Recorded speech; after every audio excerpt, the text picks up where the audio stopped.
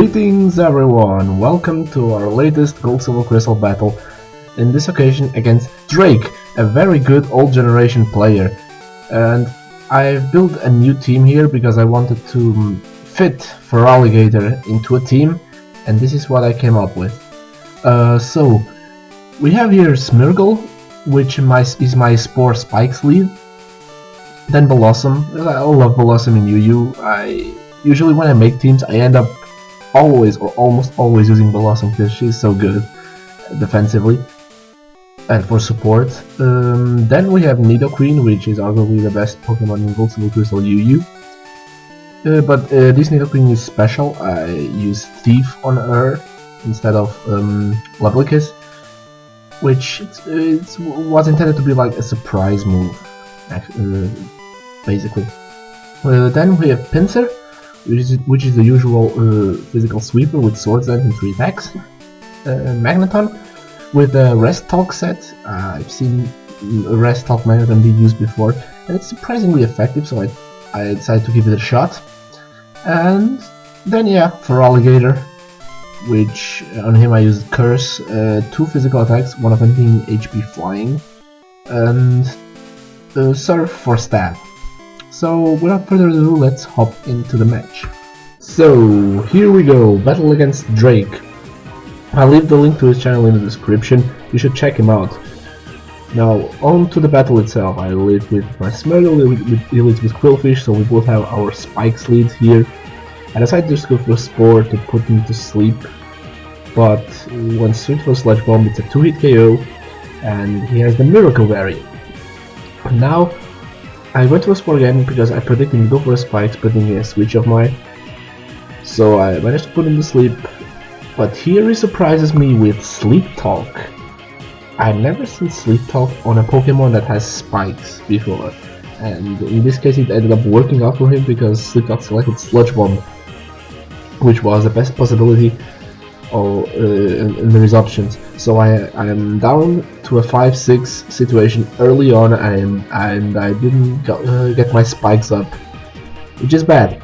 So now I predict the switch to a ground type here, went for Hidden Power Ice, and I get it right. Comes a Nidoqueen, mandatory Nidoqueen. Well, not mandatory, but many teams in UU have Nidoqueen because she's really good, but it's not over centralizing or anything. So I'm looking at my team here and to see what the best switch for this Nidoqueen is, and I decided it's probably going to be Blossom, since I can take EQ for day, even after spike damage. As you can see here, Earthquake was absolutely nothing with Blossom after leftover recovery. So now I can fire off a Stun Spore, and unless he brings in Quillfish, something on his team is going to get paralyzed. But at this time I didn't actually consider Quillfish switching because that's what it actually does here, and that's what makes me waste another turn. I should have seen that coming because Quillfish takes neutral damage from grass moves anyways. I could have pulled up a double here, or either go for either that or go for HP ground. But anyways, now I bring in Feraligatr. It's a good opportunity to do so. And he actually wakes up on this turn, which means his Sleep Talk won't have any effect. And now I just want to go for EQ to do as much damage to this Quillfish as I can. He goes for Sludge Bomb. Feraligatr has good defense to take that, and Earthquake is a clean 2-hit KO, which is very good. And that means that he's going to switch out now, probably to save his Quillfish for later. So I decided to switch out, but he actually switches out and reveals a Venusaur. So I'm not too afraid of this Venusaur since I have Rest Talk on this Magneton, and he actually misses the first Sleep Powder, and I don't get the Thunder Para, which is unfortunate, but now I go for HP Ice to do some more damage, but this time he hits the Sleep Powder. But as I said, I have Sleep Talk, so I am not too concerned about this. But I don't want to. I still need to scout the moveset from this Venusaur. So I'm thinking him well, but I ended up going for the sleep talk first. Sorry if I stutter a bit. This match was a while ago, and some things I don't quite remember. But hey, he reveals his own Magneton here, and he's probably going to set up a substitute if he is the substitute variant, which I'm going to find out right now. And he actually is the substitute variant. But Nidoqueen is here. I have to take a hidden power to break his substitute, but it's okay. Nidoqueen has the defense to take it. It doesn't. My HP doesn't go below half, and I don't have leftovers since I have thief. Kind of can be a bit problematic. I didn't went for the thief here because I thought he might predict that since my Nidoqueen didn't have leftovers. But then again, it's an uncommon move. I should have went for the thief, but I just went for the safe EQ and Slowbro tanks it like a boss. But now I cannot stay in because as either Surf or Psychic will KO me. But Blossom stands in the way of Slowbro and doesn't care about any Surfs or any Psychics. And now it's an opportunity for me to go for Moonlight. I need to get Blossom back to full health, or close to that. Well, it's full health after leftovers, so fresh Blossom here against this Crowfish. Now Crowfish can do a lot of damage to me with a super effective stab Sludge Bomb. So I decide to go either I'm thinking into Magneton or Feraligatr, because he's gonna but I decided to go to Magneton because he's not going to go for a Hydro Pump against the Blossom. And yeah, I predicted right. He went for the Sludge Bomb. Now I'm going to go for another Sleep Talk, hoping to get a Thunder because his Hydro Pump is doing way too much damage. But I get the hidden power. I score a crit here, kind of useless crit. But hidden power was the worst option I could get with that Sleep Talk, because even if I got rest, that means that I could now count the turns in which Magneton would stay asleep. Because I was put to sleep with Sleep Powder, so I don't know how many turns I'm going to sleep. But yeah, now I bring in Feraligatr. Unfortunately I get poisoned here, and I finish up with Hidden Power Flying. I went for Hidden Power Flying just in case it switched into Venusaur to take the EQ. But now in comes the Venusaur. I'm not fast, but I think Venusaur outspeeds Feraligatr, so I cannot stay in. Razor Leaf or Giga Drain will take me out at this range, and I even poison and spikes up. Feraligatr can still do some work. That's why I want to preserve it. And besides, I have Blossom, which can switch into Venusaur. I could go for Magneton because I still don't know this Venusaur's full moveset. I only know he has Grass move, which is what he reveals here, and he has Sleep Powder, but I don't know his other two moves.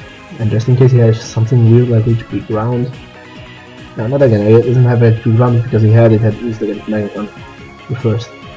And he reveals here Ancient Power, which is an interesting option. In case you don't know, Ancient Power is an event move for Venusaur in this gen. And it's definitely an interesting option, because if he gets the boost, the 10% boost, I'm in real trouble here, because Venusaur's bulk is already good, and with the boost he gets more bulky and his attacks will do more damage. But yeah, now I managed to steal leftovers finally from this Venusaur, which will help, since it will reduce his survivability, because Venusaur without leftovers is not as bulky as it seems. Leftovers undoubtedly helps him a lot, so having them stolen from Venusaur is a great help for me, and not to mention that Nidoqueen will start recovering HP turn by turn, and Razor Leaf does not too much damage to Nidoqueen, so I'm in a good position here, wearing him out with Ice Beams. And I don't know if he had Synthesis, but I probably could have gone for that here. But now Venusaur is paralyzed, low health, so he decides to sack it, which it's a good play here on his part, because Venusaur. Well, I could save Venusaur as that fodder, but switching something into take unnecessary damage would be, yeah, wouldn't be worth it. Now he brings in the Slowbro safely, and yeah, he knows I'm gonna switch. Nidoqueen can still do work even at that amount of health. So I bring in my Blossom, and he makes a very good prediction and doubles out into Nidoqueen. So now I am once again facing that huge threat there that is Nidoqueen, and well, I can go for a Stun Spore here to try to paralyze the Nidoqueen, which will help me a lot. And he has Attract, which is something you don't see every day, so he has probably attracted over-level hits as well. And in this case it's working, since most of the Pokemon that you play with are male to maximize their attack IV. The only exception are those who either don't need the attack IV or they are female by default, which means that the attack IV is not lowered by being female. So I'm in a bit of trouble here, because if I keep getting fully attracted, it can hurt me. And Nidoqueen here survives the Body Slam, which is nice, and I managed to paralyze it with Blossom, which is awesome. And now I went for EQ to do as much damage as I can before my Nidoqueen bites the dust with this Body Slam. But I'm looking on my team and I see that my win condition is my Pinsir, my unrevealed Pinsir. If I manage to get a Sword Dance up, I think I can sweep through his team.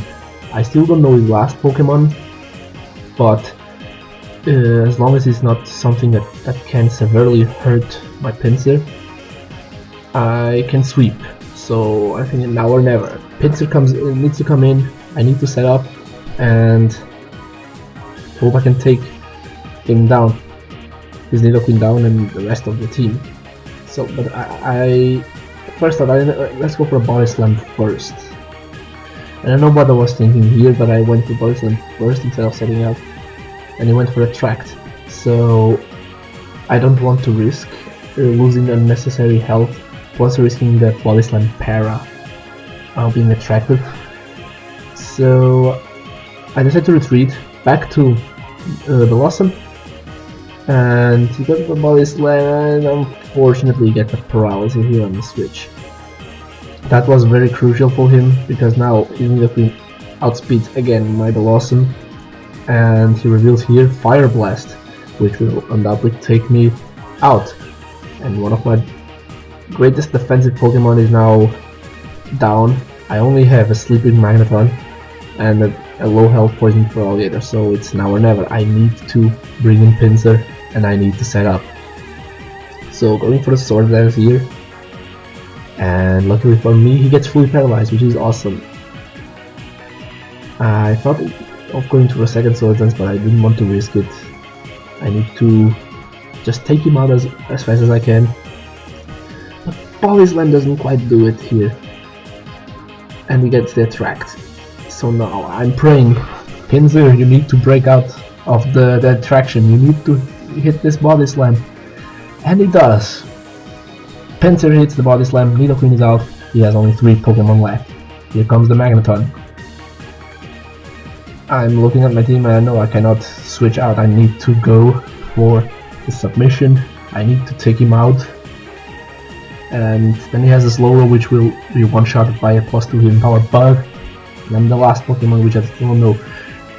But Pinsir misses the submission here, and we did some calcs at the end of the battle, and a +2 submission would one-shot Magneton. And this submission miss made me basically lose the game.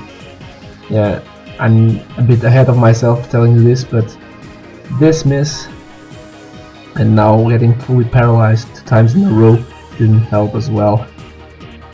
But this miss costed me this match. If I had hit that submission, the match would be mine. I missed, he managed to paralyze me, so yeah. And now here on top of that, I wake up when I went for the sleep talk. And I didn't miss counter turns, no, because remember I was asleep by sleep powder. That means I didn't know how many turns I would last asleep. Unfortunately, I woke up as I went for the sleep talk.